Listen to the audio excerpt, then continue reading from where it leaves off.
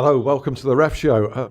Nearly didn't have a show at all. Not that we haven't got panellists. We've got David Hirst and we've got Keith Hackett. We've got no mistakes, or very few by referees, which is fantastic across the course of the weekend in both the Premier League and the FA Cup. Credit will be given where credit is due. We even have to stray into Scotland for a wee bit of controversy with the Old Firm derby, and also the very ugly head of racist chanting came up over the weekend. But Keith, first of all, I thought standards were declining. Well, I think it's a reflection on the games themselves. Players behaving well. I have noticed this season that when referees are going into the FA Cup games, they don't have the invigilator system operating. They look more relaxed and they're performing better. So I think that is part of the scenario that's happening. But then, you know, all of a sudden, Everton, they give Graham Scott a game, and I was pleased because I thought he had a good game. I've watched him a number of times in the Championship. I think he is a good referee. We can talk about pace, that he needs to develop and build, but nonetheless, he's a good decision maker. Yeah, and talking about decisions, nobody had more to make and big ones than Bobby Madley.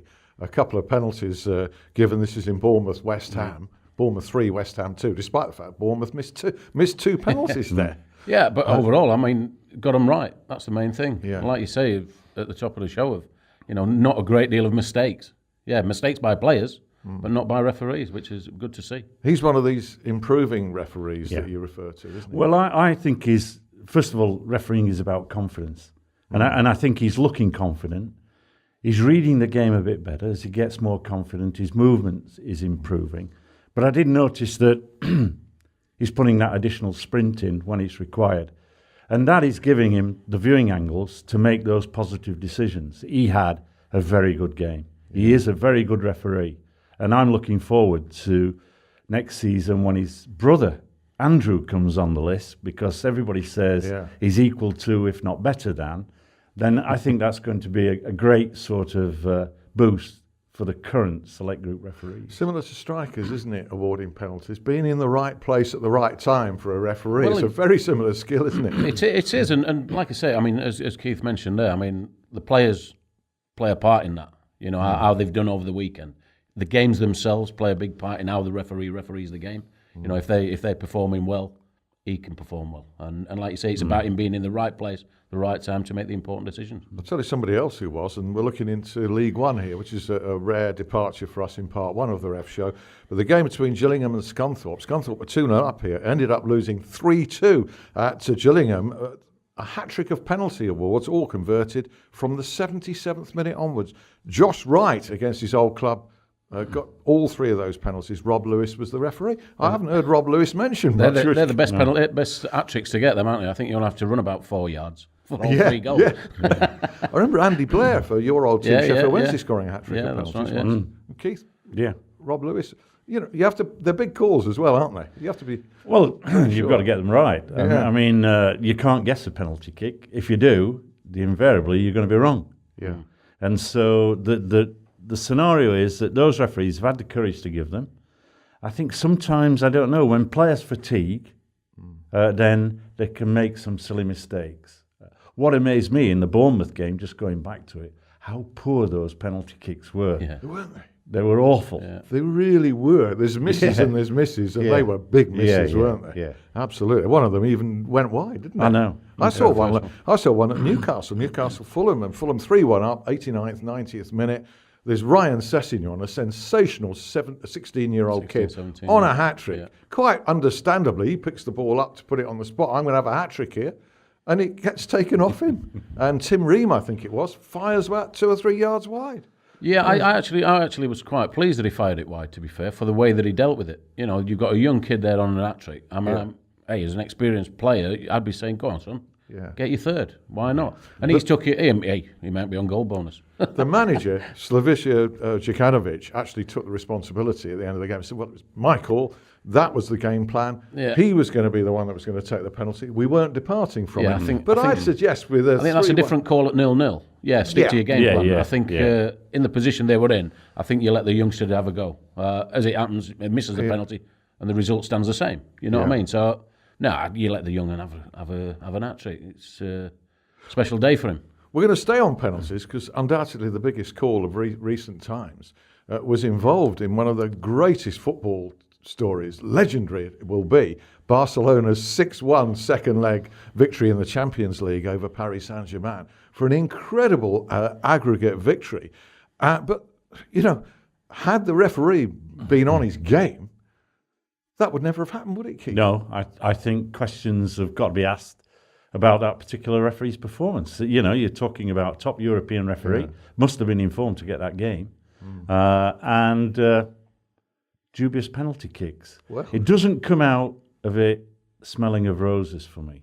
This is Dennis Aithikin, and in fact there's hints coming out of UEFA that he'll be dropped from the rest of the Champions League programme. Oh, I mean, often I'm criticised by saying that referees should be dropped, but recognise the fact that in Europe, if you have less than an adequate performance, a low mark from a referee observer, that's your season gone.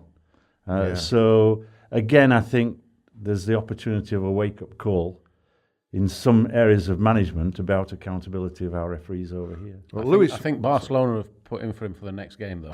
they will have, PSG, you don't want to see him again. But Well, Luis Suarez clearly dived to win a penalty late on, which was key.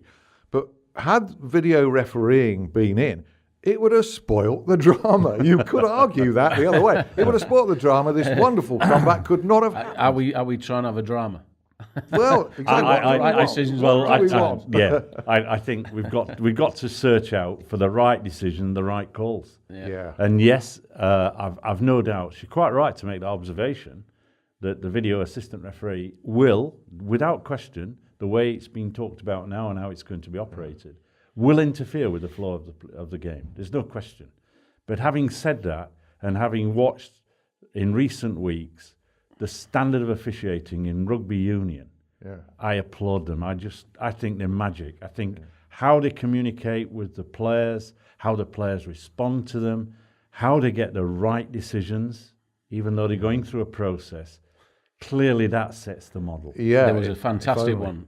I think it was the England game when he slammed the guy down on his back. The referee pulled him over. I think he gave him a yellow card at the end. Yeah, but he was on his back, sir. Said sir 3 times to the referee. I thought, wow, that's the future. Hopefully, that's a word you never heard on a football pitch, David. Not singularly. No, I've heard a few words expletives before and after the word, but definitely not meant like he meant it. Because he knew that he was in trouble. It was like a little kid at school. Sorry, sir. We'll look at the championship in part 2, sir. Sadly, all the romance killed in the FA Cup over the weekend. We'll look at the circumstances of that. But just briefly to wind up part 1, a couple of performances in the Premier League and a couple of good ones as well. You've referred to Graham Scott earlier. Everton 3, West Brom 0. Craig Pawson needing a confidence boost. Liverpool 2, Burnley 1. Good to see him have a decent performance. I just feel with Craig that he's got the foundation of refereeing. He just needs game reading a little bit and a little bit more confidence. He sometimes the game's ahead of him and he's a follower, whereas you're the guy with a baton.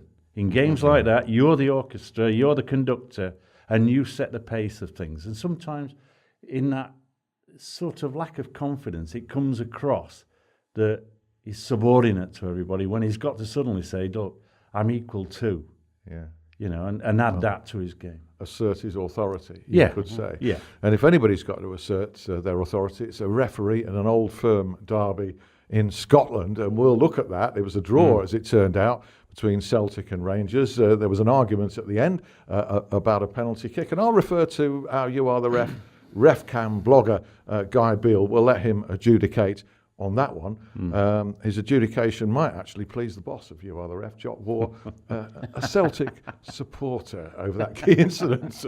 Rejoin us with David and Keith. See you.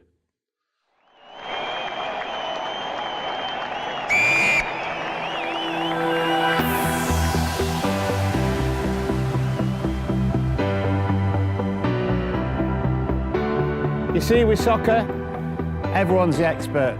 But always remember, there's only one ref. And they don't get to become the real expert without advice from people who've seen it, done it, and got the T-shirt. From Little League to the Premier League.